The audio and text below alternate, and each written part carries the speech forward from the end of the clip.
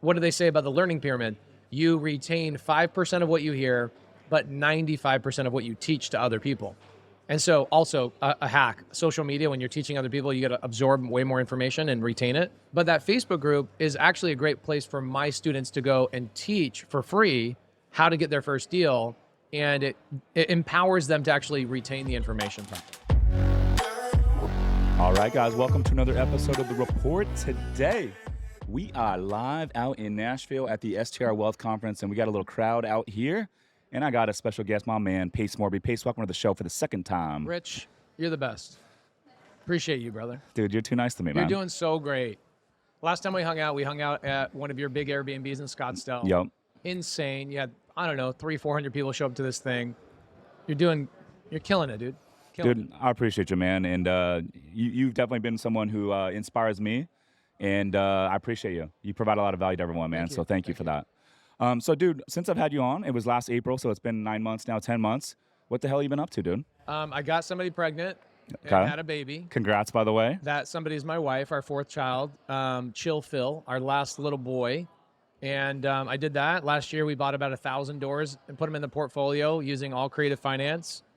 And this year, I think we'll buy another 1,000 doors, probably something like that. Yeah, I love that. So doing a lot. I love that. What about you, man? Oh man, I've been ripping, man. So I started a boutique hotel fund last year. Yeah, which I remember us talking about that. And I was like, that is so freaking dope. Yeah. I think that not a lot of people are doing that, and it needs to be a thing. Yeah. So after I met with you, about a month later, opened up a boutique hotel fund. We put 3 assets in it. We're about to add a 4th asset. Yes. So super excited for that. 44 units up in Sonoma Coast, right on the water. Sonoma Coast, that would be Northern California? Northern California, yeah. Sonoma Coast, right in Bodega Bay, an hour north of San Francisco. Wow, okay. 44 units, all with bay views, where we locked it up for $7 million. Wow. And appraisal just came back as is 10.6, and stabilized value north of 14. So That's big a good win. fund to be in, man. Big win, yeah. Congratulations to your investors. That's amazing. Yeah, excited for it. So what are you working on right now that you're excited for here in 2024? You know, I told myself last year I was going to speak on less stages, or this year I was going to speak on less stages. I spoke on 110 stages and our TV show and all that stuff. And this year is going to be a slowdown year. I've got 4 kids, and they're getting to the age where you start recognizing that it's time to spend way more time with them. And so I bought a Montana house, a big 20-acre parcel, $4 million purchase. How big is it? 20 acres. Wow. The house is 8,000 square feet, and the barn's 3,500 square feet. And so I'll probably spend 4 or 5 months out of the year up there just turning my phone off and focusing on beekeeping. I was like, okay, I now have 2,000 doors in my portfolio. What do I need more properties for, Rich? You know what I'm saying? Yeah. Like, there's a point where it's like, what do I need more for? And so this year we decided to slow down. And that has been actually really hard. We already have 1,000 doors under contract between January 1st and today. 1,000 doors, mostly 200 unit type of seller finance. These are multifamily deals? We're doing a lot more seller finance, sub-2 multifamily deals right now than I was ever doing single family. And it's hard because the challenge is the team that now runs the portfolio, they are financially incentivized to go buy more, which is a good thing. I set it up in a way where I was like, all right, you guys get 10% of everything I buy. And then my head of operations, she gets 10% by herself. So we've got a pool for the employees and 10% to Molly, who's my head of operations.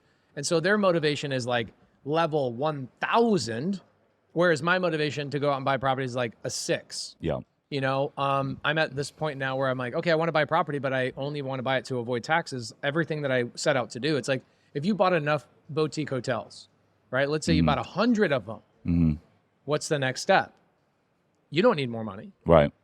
You don't need more cash flow. You don't need more living expenses.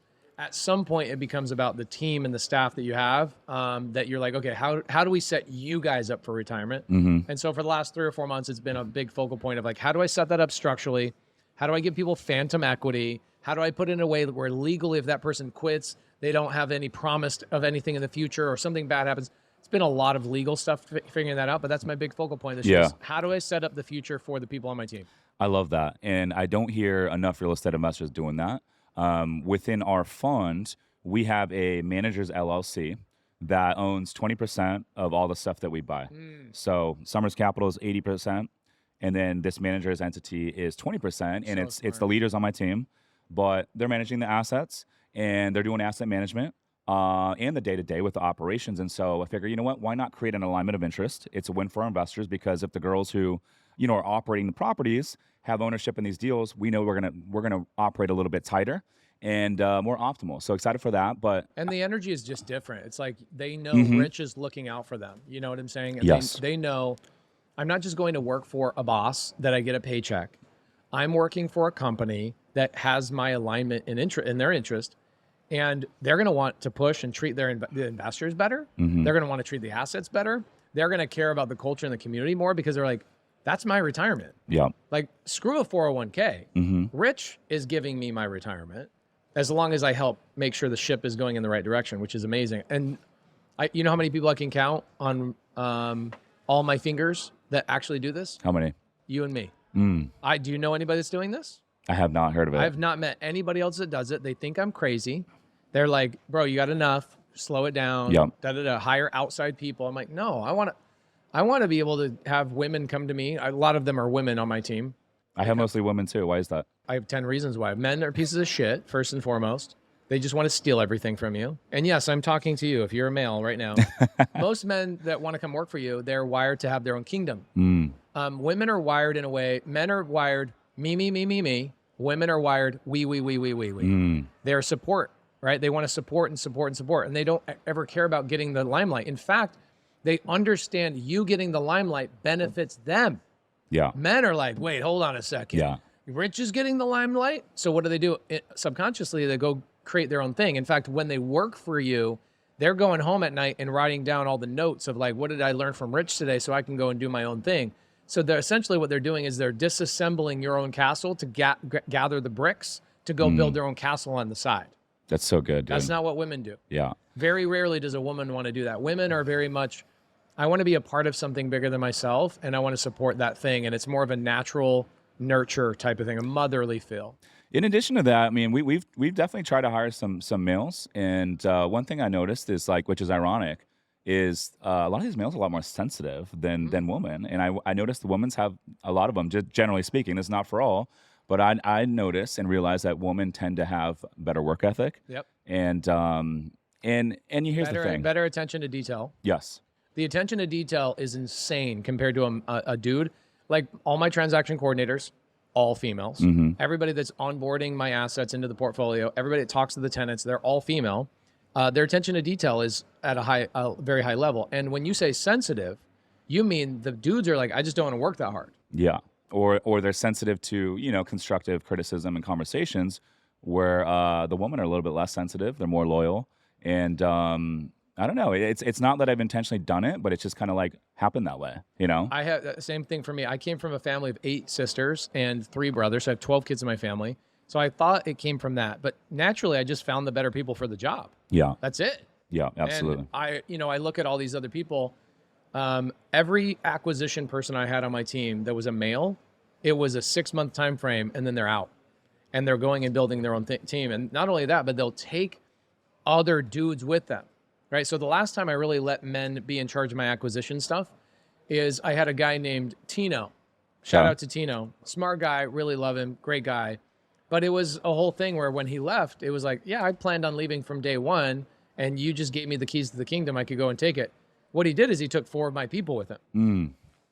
Right. Like, that's crazy. Men are hostile. Like they will do some gangster stuff, which I appreciate, but also like, dude, I'm not trying to give you the keys to the kingdom so you just steal them. Because what they did is you're not just stealing things from me, you're stealing stuff from the other people on the team. Yeah. And so I have to protect my culture where I'm like, all right, I'm not going to put a man in charge of those types of things. So it just naturally kind of the cards just kind of fell that way. Yeah. I love that you give equity to, the folks that are moving the needle on your team. The beauty of commercial real estate is it's a team sport. Yeah. And there's enough equity to go around on these larger deals. And at the end of the day, man, it's like, you know what? I don't want to do this alone. No. Like, I know that we're going to go to the top. I mean, have you ever done it on your own? No. Like in the beginning, did you ever try? At the beginning, I was kind of like rolling solo, right? Yeah. We all start somewhere. But I quickly realized as I grow and hire more people, the growth happens at a quicker and quicker rate. It starts to compound more and more. And the beauty of commercial real estate is like the bigger the deal, the bigger the team, you know? I'm curious, how do you treat any leadership, folks in your group that end up leaving, how do you treat that equity that you've given them? So it's phantom equity. So they only get it when they hit a certain point in the business. Okay. So they can't earn it. So for me, it's 10 years. Okay. So they're not getting it. They have phantom equity. So they don't actually own anything. It's called phantom equity. It's just not captured until they hit the 10-year mark. It's not captured until they hit a certain level. So if they, let's say I tell somebody 10 years, they're with me 9 years, 350 days. They're 5-6 days away from vesting at the 10-year mark. They get nothing. They get nothing. And the reality is I pay them 10% over market. So I'm paying them well above and beyond, but that's just the cherry on top. And I tell them, look, you should find your own investments. You should put your money in places. You should be focusing on your retirement as well. But this is a massive cherry that I want you to know. I want to be here in 10 years. I want you to be here in 10 years. The worst part of a business is finding the leadership team. I don't want to have to recreate that. And so for me, I created a timetable and found the people that are okay with that timetable, that 10 years was the number. I love that. Are you doing that, or are you just giving them straight up equity right now? Straight up equity. Oh my gosh. Yeah. For the leaders on the team, it's straight up equity. So if one of them left today, they would keep the equity. We just had someone leave, and we're working with our legal counsel, just kind of trying to figure out what that's going to look like. Yeah, so I spent a year up front because I read a book where there was a story very similar to what you're going through, where they had an employee quit. The second they got the equity, they were like, oh, wait, I don't have to do anything else for this equity? I'll give you a great story. Let's hear it. Anna Martinez, shout out to Anna Martinez, love her. She worked for me for 8 years. Okay. And the second this one thing happened, she quit. So I'm like, man, you've been with me for 8 years. She was on my acquisition team for a couple of years when we were primarily wholesaling. This is years ago. Sure. And we get the Subto deal. And I go, hey, we made $50,000 on an assignment 2 deals before, and I owe you $5,000 on that deal that's coming due on this pay period. I'll give you the Subto house so you can move in with your family, and in lieu of the $5,000 thing. I'm like, that's like a $50,000 value. I'll give instead of the $5,000. She's like, nope, I want the $5,000 in cash. I'm like, Anna, you're so short-sighted. You got to get your family into a house. We got to get you into a house. Every time I tried to get her a Subto deal, she wouldn't want it for whatever reason. So one day after 8 years of being with me, we had a mastermind. We're all in our office, and we had 100 students there. And I said, hey guys, we got a great prize. And Anna Martinez came up to the front of the room, and I handed her keys to a house I bought for her. She quit the next day. Quit the next day, bro. Wow. And I was like, wow, I did not align our interests properly. I learned a lot of things. We still hang out. I love her so much. She comes over, and this is now 5 years ago she quit. She now has her own business. She does her own thing, and I'm proud of her for doing that. But I lost a really great asset. And what's funny, this is the funniest thing about it, Rich. She says, if I hadn't quit, I would have been in a better position if I had stayed with you today versus going and starting my own thing. So she's like, I wish you figured out how to align with me so I didn't feel motivated to leave. So from that occurrence, that's when the phantom equity 10-year thing came into play? I was like, okay, I went to my attorney. Yeah. I have a family office that manages my money. The name of the company is Do Wealth. Okay. And I go to Do Wealth. The guy that represents me, his name's Ryan. So I go to Ryan. I go, bro, this is what I want to do. And he's like, all right, let me get the best attorneys on it. And we spent the better part of a year coming up with the structure. You should talk to Ryan. I'll let you talk to Ryan. Okay. Maybe it's too late for you on this round, but like going forward. Yeah, I'd love to. They quit. You fire them for any reason. Does not matter. They don't get any of the equity. Even past the 10 years? No. If they make it to 10 years in one day, they can leave. Yeah, and it's theirs. They can leave. Yeah. I like that. But why would they? Like if you at that point, properly, why would they leave? 100%. 10 years is a long time. Yeah. If you love real estate investing, passive income, and tax benefits, but don't have the time, my company, Summers Capital, is buying boutique hotels right now. We source the deals, we renovate the properties, and we even handle all the day-to-day management, making it truly hands-off for our investors. If you want to learn more to see if we can help you, visit summerscapital.com/invest to book a call with our team. Again, that's summerscapital.com/invest. Now back to the show. So you mentioned you're going to kind of take your foot off the pedal for a little bit. You're going to stop speaking as much this year. You're going to be out at, is it Montana property? I'll be up in Montana a lot more. 5 months out of the year? 5 months out of the year. I'll do some of my own events up there and hang out up there. And so question for you. I know as a real estate investor, as an entrepreneur, personally, what makes me happy and satisfied and fulfilled in life is continual growth and progress. Yeah. The second I stop growing, the second I stop pushing the pedal or the gas pedal, if you would, I'm not as happy. And so I know you know, going out and building your thing and all the stuff that you built, which is quite impressive. How do you balance taking your foot off the pedal, but still feeling fulfilled in terms of like growth and progress? I'm no longer building a portfolio. I'm now building leaders to build the portfolio. And so what I am building this year, Rich, and one of the reasons why I have to take a step back is that I've learned myself. I learned when I put myself in a situation where I have to focus on letting other people do the work. I'll give you another great example.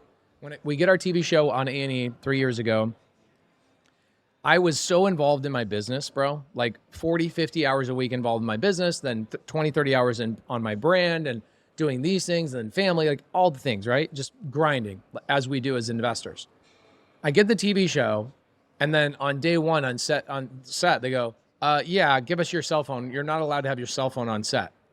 Boy, did I learn leadership and delegation very, very quickly. And you guys are shooting for hours, right? We're shooting 10 hours a day for phone for 10 months, no phone. Wow.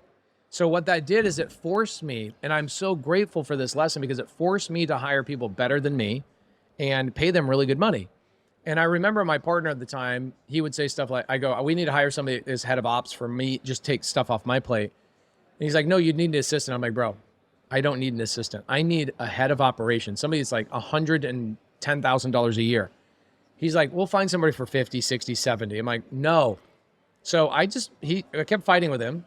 And I ended up just hiring somebody on my own for 180 grand a year plus equity. And that person has changed my entire life.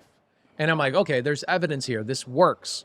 How do I go find 5 more of those people?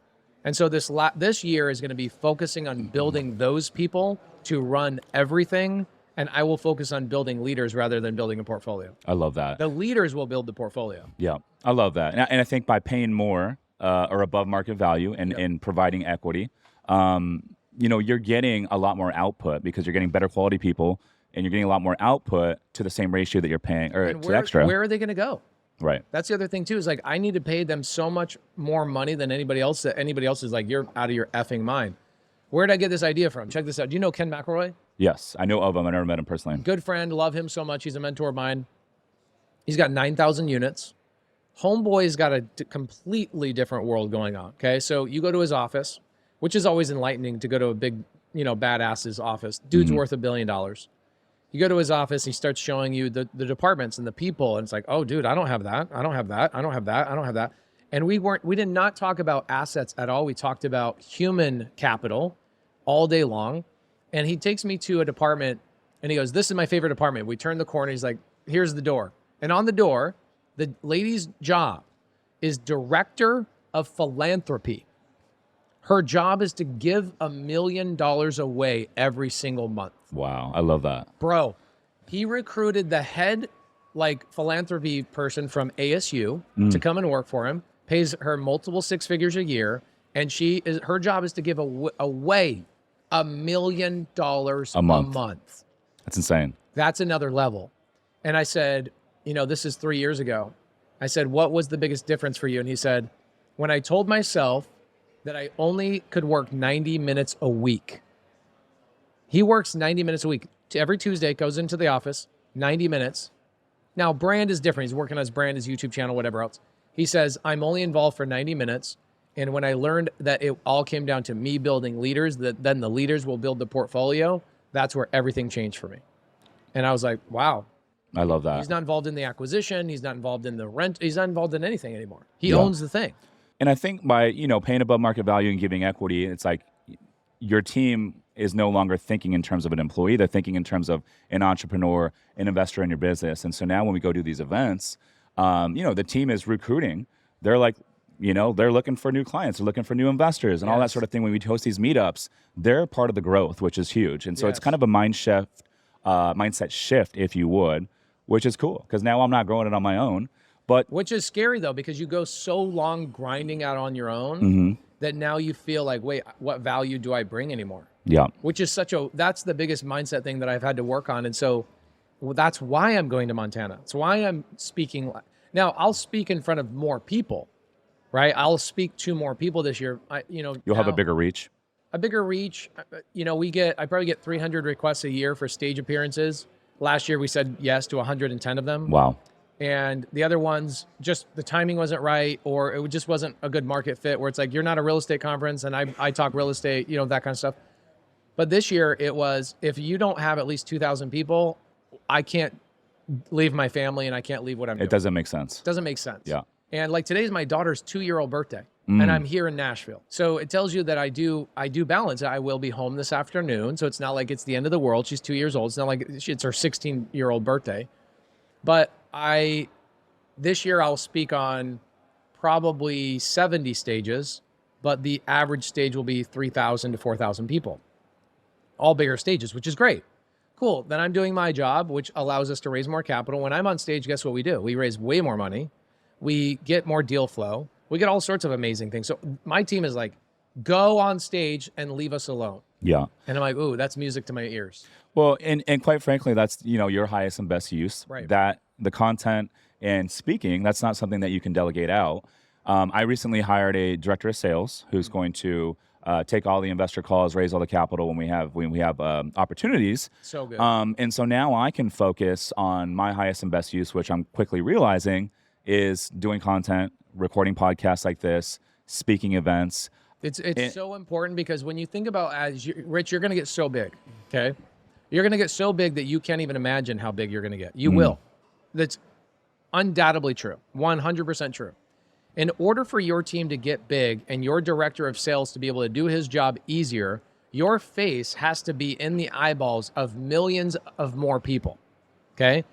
So your director of sales, he's talking to people that are like, yeah, I'll deploy $100,000, I'll deploy $200,000. If they haven't seen Rich Summers' face, that guy's job is going to be a lot harder. And so you need to get your ass out on more stages and more podcasts, just like me, right? We got to do more in order to let our team's jobs be a little bit easier. Brandon Turner, okay? Are you friends with Brandon? I've never met him personally, actually. Are you? Yeah, I know of him though. Okay, I'll connect you guys. Yeah. Great guy. So I actually, my team consulted with Brandon. Brandon has like 50 people on his team. They have 12,000 units. Dude is freaking crushing it. Why? Well, because he's going out and syndicating and raising capital from people who recognize his face. Even though they've never spoken to Brandon Turner, they've seen his face everywhere. So when the director of sales or the investor relations girl or gal or guy talks to them, it's an easy conversation. Yeah. And so, yes, you got to be out there more because that director of sales, if he understood what you brought to the table, he would know Rich has got to be on 10 times more stages, 10 times more often. Yeah, 100%. And I say this all the time. We have a lot of technology out there. AI is one of them. Second one is content, social media. Yeah. And so for all the entrepreneurs out there, real estate investors that are not utilizing the technology, it's going to be really challenging for them to compete in the marketplace with folks like yourself, folks like myself. It is crazy, and it's free to post. But to your point, like a lot of our capital raise, it comes from the podcast, And by the time these folks that get on the call with the team, it's like, hey, they've listened to hours and hours. They already feel comfortable. They trust you. And it's a 5-minute conversation typically. Yeah. You're already the expert. You know what the hell you're talking about. You have proximity to other guests. They're like, oh my gosh, I want to be friends with Rich. And what's cool is that as they invest, they become your partner. Yeah. And they do become your partner in these deals. What- And so you got to create that hero for them to invest in, which is what you're doing a great job of. I appreciate you. But this is what makes it the old school folks. My mentor, his name's Tony Azar, owns 7,000 units out of Charlotte. Damn. But he's been doing this for a while. And he raised all his investor capital one handshake at a time. Freaking playing golf No with one, people. no one knows who he is on social media. Yeah. But I'm like, dude, that's impressive to raise all that investor capital and not be on social media at all. It's scary to think about how much more work they had to do. Like Yeah. when you talk to Ken McElroy about, hey, Ken, how did you raise all these billions of dollars? He's like, I met with people. I went and played golf with people. I'm like, what? Like one-on-one? Yeah. How are you doing that? It's the cheat code. Like It is the building cheat a brand code. is the cheat code. And I feel like a lazy piece of crap compared to those old school guys, but I'll take that all day long. Yeah. What do you think separates the, entrepreneur or real estate investor that is trying to build their personal brand, the ones that are doing a great job of it and actually growing audiences versus the ones that are trying to do it, but they're not exactly growing? One difference. What is it? Until you've helped somebody else get your first deal and you feel that emotional income, you think everything's about yourself. And so when you actually have helped somebody else get their first deal or have some success and that gets fed back to you and they go, you changed my life, you did this thing for me, that becomes the helper's heroin. It is a heroin I cannot get. I have to have it. I crave it every day. I want to hear somebody say, I left my husband because I finally have money, or we got back together because we finally have money, or I decided to have 3 kids because of you instead of 1 because I made enough money. Because when you understand the power that you have, you realize you're selfish when you're not putting your brand out there, because it then compounds the amount of people that you can help. So the difference I see in people that are not posting and the people that are not posting have actually never helped anybody besides themselves. And if you help somebody else beside yourself, you get that addiction of, wow, that's why I was put on this planet. How do I do that faster? There's one answer: social media. Yeah. I'm curious your opinion on this. So I've had hundreds of conversations on this podcast, and I noticed the folks that are actually growing their audiences and the ones that are not, the biggest difference that I notice is when the lights come on, the cameras come on, they kind of turn into a personality. So not crazy difference, but they live up to the limelight, and they turn into, it's a little bit of acting, right? Yeah. You're entertaining at the end of the day. You got to be interesting. You got to turn it on a little bit and have that other gear. So I noticed there's a second gear that kicks in when the lights come on. What are your thoughts on that? I think that everybody has a little bit of, like, you have to speak a little faster. I mean, there's mechanical things that I'm aware of when I'm on a camera. It's like, if you and I were just hanging out without cameras and without a microphone on, I'd probably speak a little slower. But I know we have limited time, and I know the audience member is driving to work or doing whatever, and they want me to talk faster instead of deliberate and take a lot of time. Outside of that, I don't do that. However, there are people that are really good at turning it on and becoming complete. It's like Dr. Jekyll, Mr. Hyde type of thing. It's polar opposite human beings, that I see them in person, then I see them on a podcast. They're not the same person. I think that also can be polarizing for somebody that's trying to start their own brand. They're like, wait, hold on, that's what I have to do. I have to like turn it on and be shiny and have a Gucci belt on and all these fancy things on, and I have to have the nice watch. That's their idea of what success looks like. Therefore, they are not willing to post themselves because they don't see themselves in that situation. For me, I'm like, I'm just going to be myself, so you know it's perfectly okay for you to be an idiot. It's okay for you to stutter. It's okay for you not to say the most prolific things. Like Alex Hormozy says something amazing out of his mouth every 15 seconds. That's so impressive. And I'm good friends with Alex. I'll text him. I'm like, you son of a bitch. Like, you were given some gift from God. And he practices a lot. Obviously, he's very good. But other people look at Alex Hormozy and they go, I have to try to become Alex Hormozy. And they have to like push themselves to that brink. I realize that the people that we really want to watch, though, at the end of the day, are the ones that are authentically themselves. Alex Hormozy is authentically himself. Mm-hmm. You are authentically yourself. There's other people that are authentically themselves. It's like that. I'd rather have 5,000 views with people that resonate with me than 5 million views of just trying to get more views. I want the ideal client. Yeah. I want the ideal investor that's going to give me, you got this badass deal in Northern California. You want somebody that's going to take action on that thing and realize, we bought this thing for $7 million. It's appraised at $10.6 million. You want the person that is ready to write a check and take action and partner with you, rather than get Mr. Beast's followers and views. You don't want that crap. Yeah, absolutely. Right? You want the authentic people that are ready to invest and take action with you. I've also noticed the demographic is different for all these different platforms. For example, the TikTok demographic might be the youngest age group. Instagram is a little bit older, generally a little bit more IQ level, sophisticated. And higher net worth, more sophisticated. And I would say the highest out of all the platforms would be the podcast listeners. The ones that are listening to hour-long podcasts on their way to work, when they're working out. Those are the folks that are really trying to educate themselves and better their lives. But I notice those folks that come from the podcast tend to be the most sophisticated and have the highest net worth. Are you seeing this on your end as well? 100%. I'd say my start at the very top. You've got podcast, then go to YouTube, then it goes to Facebook group, like my actual Facebook group, then it goes to Instagram, then it goes to TikTok, and then what I find is that LinkedIn is actually one of my lower ones. It's a bunch of people looking for jobs. It's very interesting. Maybe I just haven't figured out LinkedIn, but for sure podcasts are very, very at the very, very top. What do you do with your Facebook group? I have a free Facebook group that, what happened, Rich, when I first started 5-6 years ago, actually building brand and getting out there, I had a good Instagram following locally, but nobody knew me nationally. And it got to a point where I was doing all these Friday jam sessions at my office with this big whiteboard, that I was getting people traveling from like Portugal and Spain and all these places to come to my Friday jam sessions. And the people come up to me and go, just so you know, I flew from Portugal to Dallas to then get here to make sure that I can't. I'm like, I'm just doing whiteboard sessions for free. What do you mean? And what are you teaching on the whiteboard? Creative finance at the time. I was showing people actual deals, and then I would drive people around in my Prius and take them to appointments to see what it looks like to negotiate with a seller directly. That's so cool. It was so fun. And this was more like 7 years ago. And it compounded to such a significant problem that I couldn't answer everybody's questions. It was 300-400 people that would travel in for this thing on Fridays. I'm like, I don't know what to do. And somebody says, create a Facebook group. So I created a free Facebook group, and all of a sudden it's like blew up. We get about 2,000 new members a week. Wow. And how many total? We have 150,000, wow, which is great. And what it now is that it's now a place for my students in my private Facebook group to go help the non-students in the free Facebook group get their first deal. So it lets my students go practice what they learned on people that have not learned anything. And what do they say about the learning pyramid? You retain 5% of what you hear, but 95% of what you teach to other people. And so also a hack, social media, when you're teaching other people, you got to absorb way more information and retain it. But that Facebook group is actually a great place for my students to go and teach for free how to get their first deal.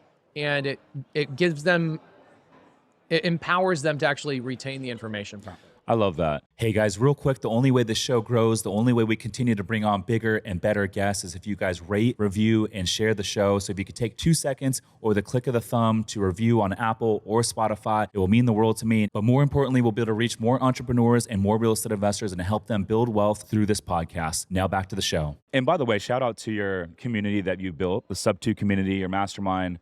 We get folks out in our San Diego meetups that are like rocking your stuff, the peace sign hats. And you built a loyal community, man. How many members do you guys have now? We have 15,000 people in Subto. I love that. I have 8,000 people in Gator, and then I have about 1,000 people in top tier TC. So it's Subto finds the deals, Gator funds the deals, and then top tier TC actually runs the transactions for all of them. So they're like the glue. And it's just one collective, we call it the Creative University. And it's just one collective community of people hanging out. It honestly is, every time I take a speaking engagement, I also do a meetup the same day.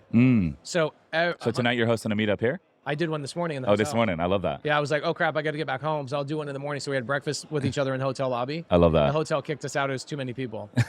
So I did that 110 times last year. So you imagine what happens when you go and meet 110 times, you go and meet 400, 500, 600, 700 people. Like LA, we get 1,200 people that show up to our meetups. 1,200. Wow. And then I probably end up meeting 80% of them, not just taking photos, but like hearing their name and talking to them and doing all the things. And because of that, they feel more attached to the community and they end up doing deals with each other. And then of course they're freaking fanatical. Yeah. When you can go buy properties with other people in your community, you get fanatical. You know? Yeah. I love that. It's funny. This is actually the second time I've done it where I'm speaking or recording a podcast in a various town and then hosting a meetup. I did it recently in Miami, and then we hosted a meetup last night here in downtown Nashville. And then tonight, where'd you guys do it? We did it at Nashville Underground's rooftop over here. Somebody brought this up to me. They said that the meetup last night was awesome. Thank you, man. I appreciate that. So tonight we're doing like an intimate dinner. We got a private room at the 2130 Club here in Nashville. We got the executive private dinner table. 16 of us, so the team's going to come out, but we invited like a select 10 folks here at this event that are interested in getting into the boutique hotel space. We're going to do a nice little dinner collab, give them a chance to get to know the team and for us to get to know them, which is pretty cool. It's so smart in a lot of ways. Okay, so American Airlines, for example, I have this status at American Airlines called Concierge Key. Okay. It's a status that you don't even see anywhere on the website. It's a status where they'll pick you up from your house. You don't have to like check in, or they just take your bags. They walk you. They drive the golf cart to the front gate. They get you out of. It's insane what they do. And this status is a very small elite group of people, and so then you get connected to these other people that have status, which is so fun. And so I go on a Delta flight the other day, and I was like, you know what? This Delta flight is actually nicer. Like the seats are nicer, and but you know what? I'm never leaving American Airlines because of the way they treat me with this status. So my point in all of this is that you create a small group of people that have now a higher status, not just with you, but with each other. And you have an intimate room where everybody gets eyeball time with everybody else. They walk away from a 10-person dinner edified, connected, motivated, Inspired. and they have actual traction because they were able to have deep and meaningful conversations. That status is so important for people, and it helps them adhere to the boutique hotel industry at a level that they could never get from a YouTube video, a big seminar. They can't get that, bro. So for you to give somebody that status and create that environment, kudos to you. That's life-changing for those 10 people. I love that, man. I didn't know American Airlines had that. I recently joined Set Jet, and actually used them for the first time a month ago. I flew from San Diego to Scottsdale, but basically you paid $99 for a membership. And then instead of purchasing the whole private plane, you purchase a seat on the plane. So smart. It's about the same cost as a first class ticket. And it might be you and 10 folks on the way back from Scottsdale. It was 2 of us and no one else. Yeah. So it's Presley and I and no one else. We had the whole plane to ourselves, So which is cool. pretty cool. It makes you never want to fly any other thing other than set jets. Yeah. So what is the American thing that you said they pick you up at your house and they take you straight to the plane? So take me straight to the plane. If I have a transition, like I have a transition going home tonight from in Dallas, so they'll pick me up at the airplane to drive me over to the other airplane, so I don't have to walk into the corridor and do all this stuff. They do, That's pretty cool. Oh, it's great. It's like a full-time. So I have a full-time employee at American Airlines that's dedicated just to me. Wow. So they'll text me, they'll call me, hey, do you have any flights coming up this week? I'll text them, hey, change this flight to this, and I'll voice memo them. They take care of everything for me. Now, if you can fly direct, let's just say Atlanta to Phoenix on, let's say, Delta, will you still fly American and connect? No. You will not. You'll still take the nonstop if it's with a different I value airline. my time more than anything else, but if I have a choice between Delta and American Airlines, and Delta leaves 20 minutes earlier, I'm choosing American Airlines. Yeah. Question for you with your mastermind. So we launched a boutique hotel mastermind last year. We're growing it. We got a lot of good quality members, high caliber folks. Investor girl Britt, shout out Britt, just joined our mastermind. Her and Bethany LaFlamme, who's our SEC attorney. Shout out to Bethany. Love both of them. They just closed on a 25-unit hotel down in Belize. They asked me to invest, and I was like, I'm in the middle of a raise right now. I can't invest in the deal. Yeah. So anyhow, Investor Girl Britt's in our mastermind, and she's going to be providing a lot of value in terms of how to build your personal brand, raising investor capital. But I'm curious for you. How do you identify the members in your mastermind that you want to promote, bring up, and allow them to start coaching some calls? The number one thing is consistency. So, we have 15,000 people in our community, and I promote them I call them alumni or leaders. And I'd say 80% of them rise to the calling. 20% of them are like, this is too much pressure, and they buckle. It just happens. But the 80%, the 100% that I go and love on are consistent. That's number one. Consistent at what? Consistently helping other people get deals with a passion. I call it the Midas touch. Do they have the Midas touch? Can they touch you as a new student and they can help you get a deal? And if they have that Midas touch, then I'll fly out personally and spend a day with them and show them what it means to be a leader. And I'll spend a bunch of time. You'll see sometimes on my Instagram stories, I'm traveling with some of my students. Yeah, I see it all the time. Those are the ones that I'm promoting up inside the community because they've helped 15 people get their first deal last month or whatever it was. And so I promote them and put them on Zooms, put them on other things, have them run meetups, do all that kind of stuff. Now, what's great about that is it gives them more exposure. They can raise money internally. They can get people to recruit onto their team. And then they get tons of deal flow being sent to them. And then the deals don't come to me anymore. I love that. You mentioned you got 1,000 units under contract since the first of the year. Yeah. As the date of this recording, it's like February 6th or 7th, I believe. Yeah. How are you finding these deals? Every one of them is basically an expired listing. It's where agents fail. I'm just like, thank God for agents. Sorry if you're an agent out there, but agents, as you know very, very little about real estate when they first jump into real estate, and very few of them actually rise to the 1%.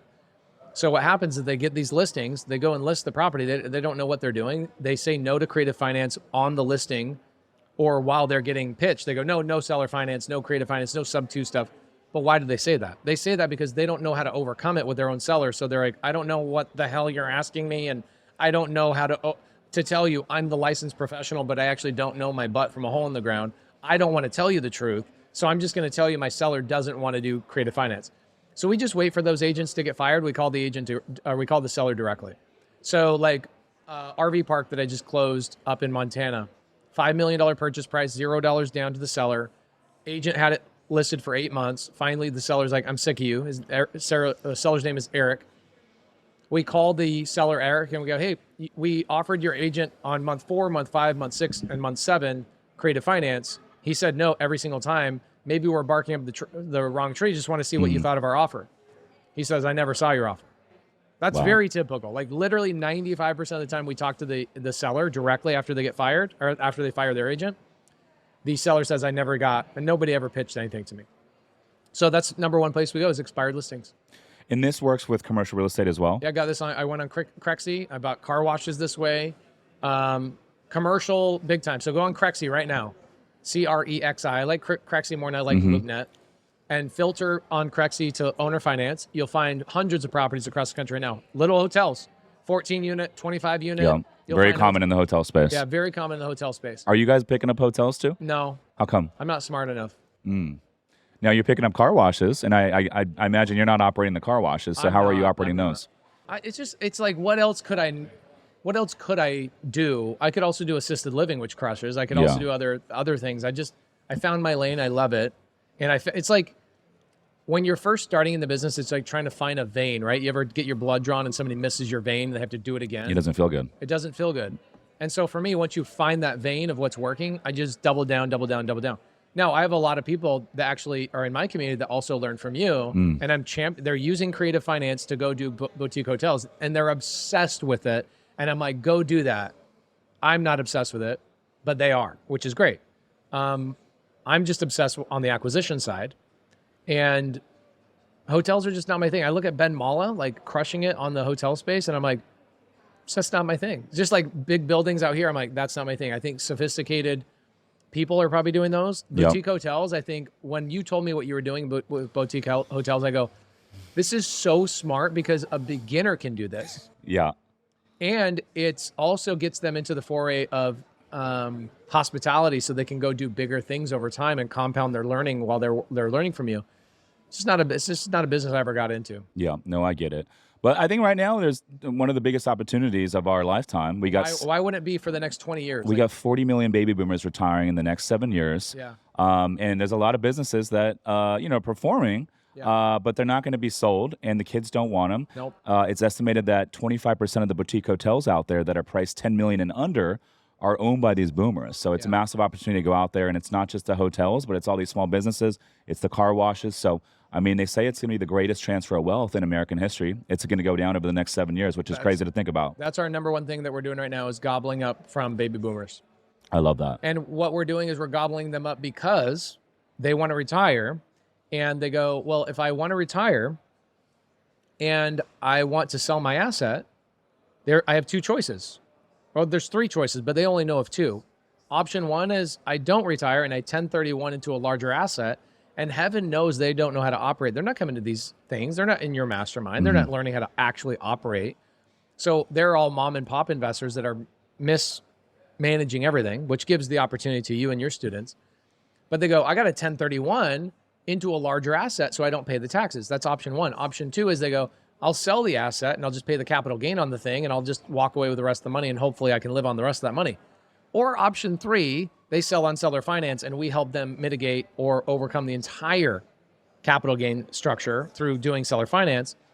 And they get the full amount of money and they get a monthly payment for the rest of their life as they're in retirement. So you mix what creative finance has to offer and what you're doing, bro, the people learning boutique hotels are going to clean the floor, bro. Like you're going to pick up so many properties. Yeah. How long do you think that's going to go? That's going to go probably 10 to 15 years. There's going to be this massive wave of these boomers exiting their businesses where your students just get to hold their hands out and go, I'll take it.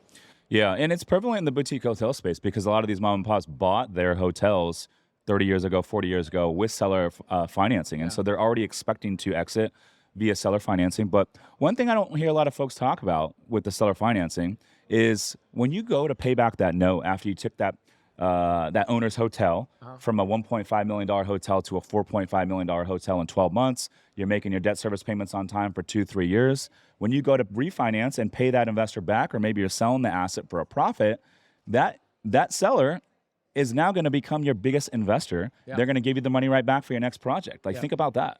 Yeah, when I was learning how to raise capital, I was Googling, how do I get money? How do I get private money? How do I get private money? And then my mentor at the time, her name is Eileen. She said, your best private money lenders are going to be your sellers. And I was like, how? This is about 8 years ago. And she says, just ask the next seller that you buy their property with cash. What are they going to do with the property? What are they going to do with the money? So the next lady I asked was Desiree. I bought her house on Wolf Street for $110,000. I said, what are you going to do with that $110,000? She's like, I'm going to go pay off my van. I'm going to go do this. I'm going to do that. I'm like, what if I could make your van payment for you? And then even after the van payment's paid for, you still have the $110,000. I just pay you interest only for the next whatever. And she's like, show me. So I took her to 4 properties. I said, I could put 25 grand here. I could put 50 grand here. I could da-da-da-da. And so still to this day, 8 years later, she's still one of my private money lenders. I'd say 20% of my private money lenders are my sellers. But that's crazy. a really great point. Yeah. Because they're not going to give them, they don't want the money in one fell swoop. It's irresponsible. We're paying back a seller who financed a hotel for us right now. We're in the process of it. And he goes, I don't want the money back. He goes, I like the cash flow. He's like, me and my wife are living off of this cash flow. And so to your point, man, I think that's a huge opportunity. You mentioned vans. I see you picking up cars on Subject to and all that. How does that work? This is an interesting market right now. There's this massive bubble in the car market the last couple of years, like, because the chips and all that kind of crap. So cars were super expensive. And so right now I wanted to get a Sprinter van. And I'm like, I want a Sprinter van. So when my students come in town, we go hang out, we go visit things. I'm like, I don't want to rent a van anymore. I want to buy one. So I just go on. I have a new Facebook group. It's all about cars being sold with creative finance. Last year, we did close to $1 billion in transactions on this Facebook group. Planes, trains, automobiles, bro. Like everything you could imagine. People are buying planes on this Facebook group. They're buying cars on this Facebook group. It's just sellers coming on there and going, take over my payments. Just take over my freaking payments right now. So like the Transit van I bought the other day, $90,000. The seller is like, it's worth 90, but I can't get 90. People are offering me 91. I go, I'll give you 90 grand, but I want to give you no money down and I'll pay you $1,000 a month for the next 90 months. He's like, done. So for the next, what is that? 8 years, 7 years, I'll pay him $1,000 a month for this van. And that van will make me so much freaking money. Have you heard of this working with boats? Yeah. People do it with boats all the time. I really want to pick up a boat this summer. We do yacht meetups out in San Diego. Sick. And I thought I could pick up a boat. We could just do the yacht meetups on the boat. It'd be a tax write-off. So we'll see. Maybe I'll hit you up for some seller financing tips and some creative finance tips subject to with the boat. I love it. I bet you right now there's people right down in San Diego that are having a hard time paying their payments on their yacht, their boat. You can pick those bad boys up right now. Yeah. That's a dope meetup. And then we'll have to have a boat. Yeah, cash flow and cocktails, man. We do it from May till September. I'll tell you what. Let's pick up the boat on Subject to, and I'll have you out for one of the meetups. I love it, dude. Let's do it. Well, dude, I appreciate you coming on the show, my man. It's always great catching up, and it's cool down here, downtown Nashville. We got a little view of the skyline. Best chicken sandwich I ever had in my life was yesterday. Just FYI. We're at Hattie B's. Okay, maybe we'll go there today. Get the sandwich. It's called the sandwich. Don't get hot. It's twice as hot as you would imagine. Get mild. And best fries, best coleslaw, the best chicken sandwich I've ever had in my life. No exaggeration. Patty B's, we're going to make it happen. Yeah. Pace, how can everyone get in touch with you? DM me on Instagram, guys. If you ever have any questions, you need help with anything, or we have a YouTube channel. We get about 5 million, 7 million views a month on our YouTube channel. And we've got like 3,000 videos on our YouTube channel. We crank. Crushing the game, man. Yeah, we do a lot. He's Pace Morby. I'm Rich Summers. Listeners, thanks for tuning in. We'll see you in the next one. Peace.